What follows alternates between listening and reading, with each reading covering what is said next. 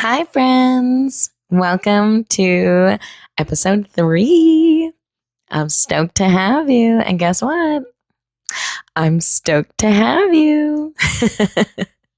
So today I wanted to talk about finding myself in discomfort. Um, as you may have heard or have seen, I love a good endurance sport. I love pushing myself in a safe way, but also I'm sure some of the things that I've pushed myself in are questionable. Are they safe? Maybe not 100%, but I definitely love a good long run. And lately I haven't been able to run, which has been really sucky, but at the same time, kind of highlighted the things I really need to focus on, which is mobility, strength, getting my core back up to par and my hips back to, back to base.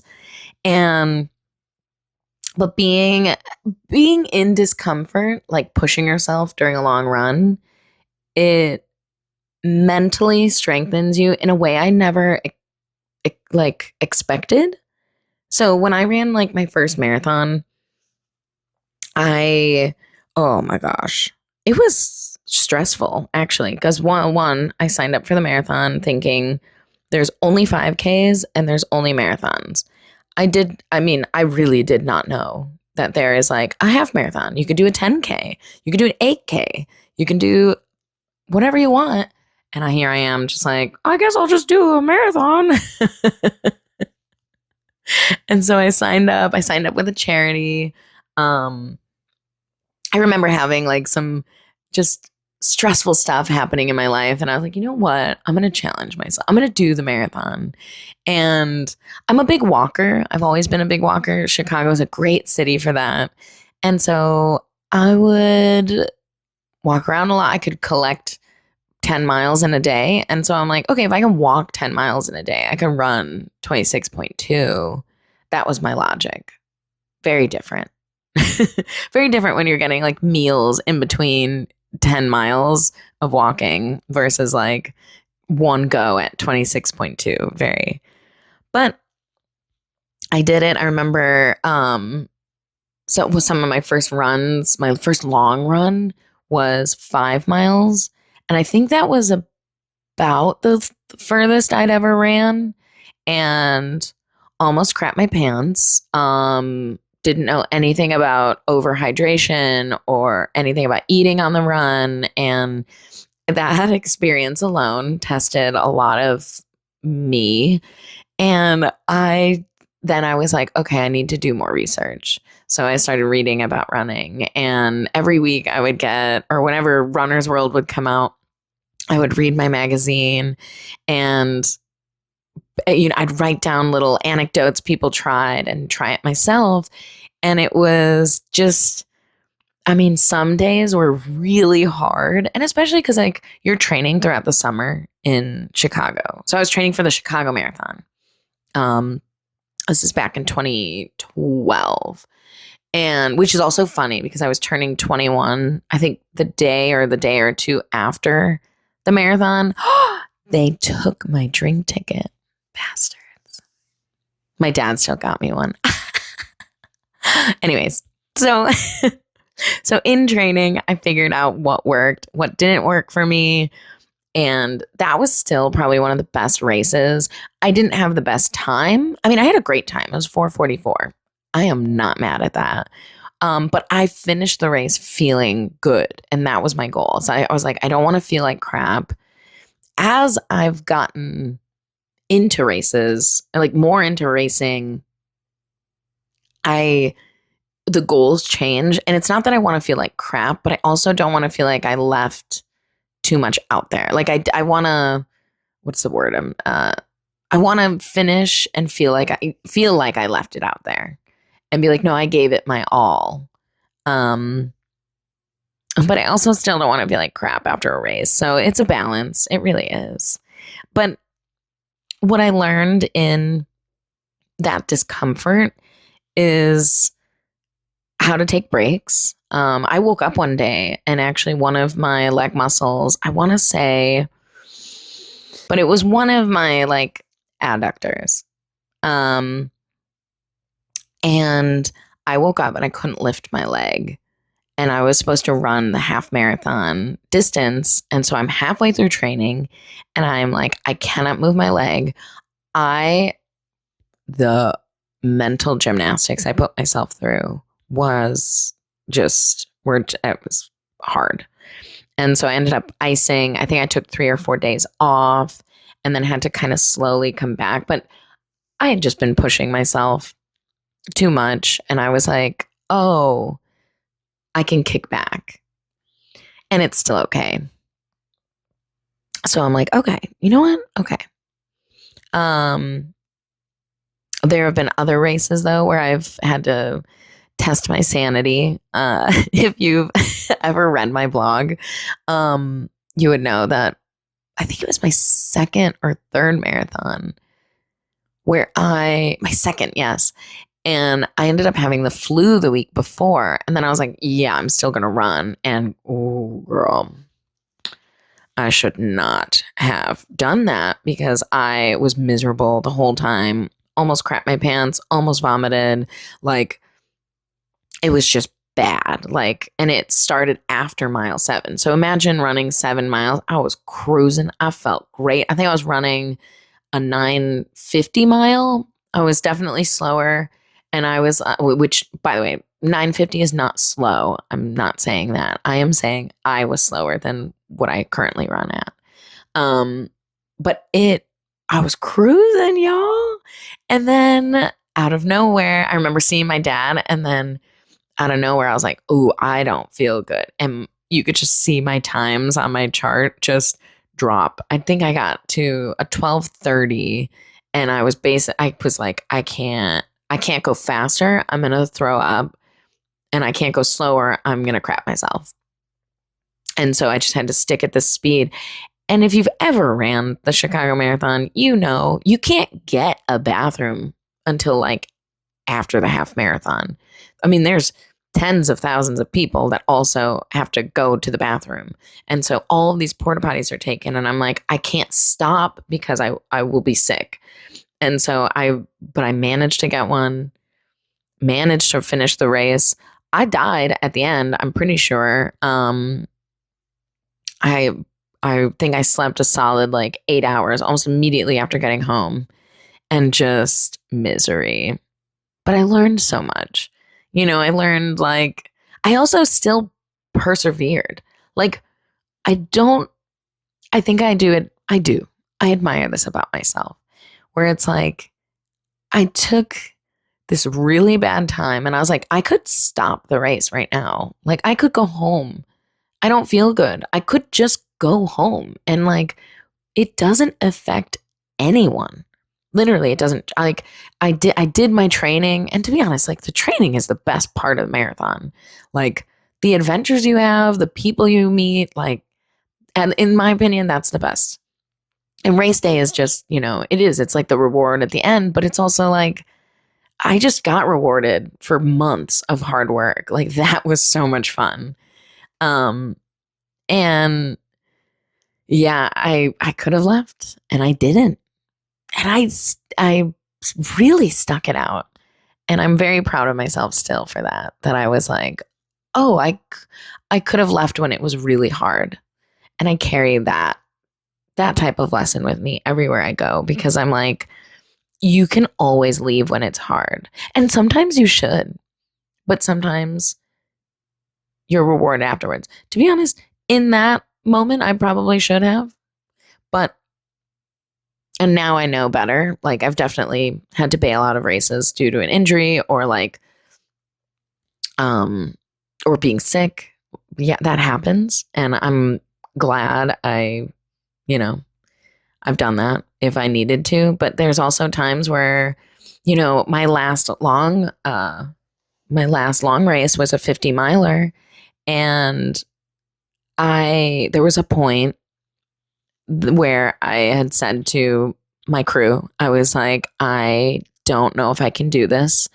I'm really tired, and I'm just tired. And luckily, he was able to be my brain when I didn't have one.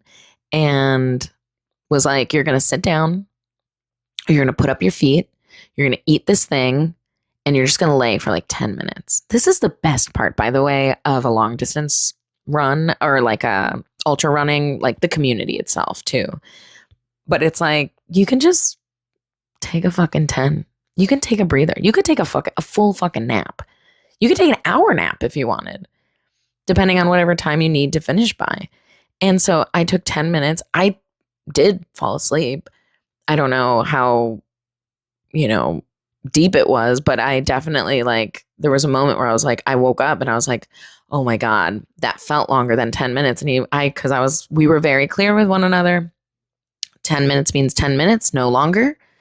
That doesn't mean you go, oh, she needs more sleep, and I will do my best to just lay there. And yeah, I remember waking up. I had some chocolate covered espresso beans, had those, and went back out there, finished. Woof. That was a tough race. But mentally, and I've come across this in life where you go, I don't want to, not that I don't want to do life, but it's like, I don't want to do this. I have to wake up early again. I pick jobs that sometimes require waking up at 4 or 5 in the morning. And it'd be like that sometimes where you got to wake up and you're tired and you don't want to go in. And it's not even the obligation of I have people counting on me. It's, I need to be counting on me. I need to be reliable for myself, because the moment I stop, and this is what, this has happened in little depression bouts that I've had for myself, where I stop showing up, I stop taking care of myself. It starts with little things. And that's why it's so important to have a routine of I'm going to do my nails every other week, or I don't know, a hair mask, or and it can be little things like that. Or it could be, I'm going to make sure I get 6,000 steps today. Or I'm going to make sure I go for my 30-minute walk every day. It's whatever you need to keep up with yourself and to show up for yourself. It's important. And, in these races, it's taught me the truth is I can always walk out. I can always not do it. I mean, that's the case in anything in life. And then here I am showing up for myself. And then later I'm like, oh my God, I just ran 50 fucking miles. What? And I get so if you're not your biggest stoke, who is? You know what I mean? I gotta be excited. And yeah, 16 hours, 18 minutes, 18 seconds. That number is ingrained in my head because I finished and I just remember being like, oh my God, I did that. And I felt good. And that was, again, that's always the goal. I'm like, I don't want to finish a race and be like, oh, I feel completely like crap. I can't sleep, or I will say it's hard to sleep when you've had your adrenaline and stuff going for that long. But yeah. And I did that all with one kidney. So I'm just saying, I'm proud of myself. But yeah, this year I wanted to go for 100 miles and I was so excited. I had picked a race, and even though I was like, oh, my hip's acting up, but had to call off the goal. And that was really hard because I was like, that's a different type of discomfort where it's like that, because being like, I have this goal, I know it's going to be uncomfy to get there, and then you get there, but this is that, and then realizing I'm not going to get there. So now I can't set that goal. Will I run 100 miles at some point? Yeah, for sure. But instead, right now, I'm doing PT and I'm building consistency with that. And I didn't even get into it when I should have. So I should have probably started PT about a year ago. And then after I had gone to Europe I had a really, really hard time with my hip. And that was at the beginning of September last year, where I was like, oh no, this is like a real problem. So I did some things and then I was like, ugh, actually, this is a bigger problem than I thought. Like, this is like, I need to get back to basic fundamentals of learning how to move my body because I've just kind of neglected basic PT. And so here we are with our little bands every day. The most I can lift right now is about 50 pounds with a squat or with a deadlift. And that's okay. And it's going to have to be okay because I don't have another choice. It's either ruin my hips and not be able to run for a long distance or run at all, or take a step back. And being in that discomfort sucks some days. But I'm finally able to like ride my bike. So I'm getting back into some cardio at least. Like I'm able to walk without pain. That was a big doozy. Especially again, living in Chicago. I walk everywhere. I love walking. But not being able to do it comfortably, it's like, oh, when I have to think about walking while I'm walking, not a fan. Not a fan at all. So yeah. I will say then, yeah, I found myself in these discomfort moments, you know? It's also like a year ago, I basically had to kind of do a do-over my whole life. I had separated from a partner and it changed everything. I lost friends. I lost where I lived. I lost the car that I used. I lost the state that I was in because I lived in Atlanta, and the job that I loved, and every aspect of my life changed. And I remember in that hard time, I was like, I need something that is consistent. And I was like, I'm going to sign up for a race. And so I did the Peachtree 10K. And I'm so thankful that I did that because I needed something to focus on that was myself, but also like, but again, yeah, consistent. I was like, this is something I'm going to show up for myself every day. That is when my hip stuff also started, but I didn't realize it until way after that race. But yeah, so it forced me to make decisions I didn't want to have to make, but I again just showed up for myself, and it's really uncomfortable to kind of have to start over. But then it was also like an opportunity to rebrand. And I'm like, oh, I'm not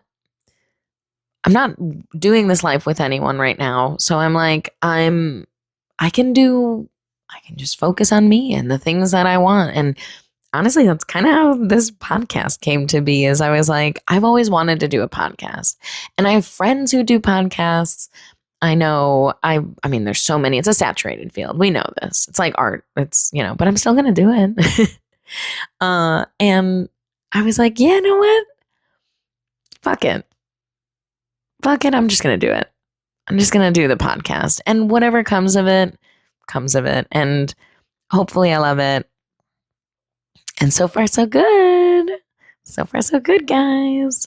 So, yeah, all roads lead to wherever you need to be. And I think my outlook on that, how I view things, has definitely helped my outcome. Because I don't think, if I didn't push myself, if I didn't say, hey, it's going to just be uncomfortable and I have to suck it up, like, that sucks. But hey, here we are. And I'm very thankful. I will say, I'm very thankful for the friends that I have that push me to do hard things. Like when I first moved back here and I was struggling to find work, which like never the case, in food in Chicago. And then here it is. It was so struggle. And a friend was like, I'd gotten this job in Skokie, and I remember being like, I don't even know if I should, like, it's far. And my friend was like, Amy, suck it up. Take the job.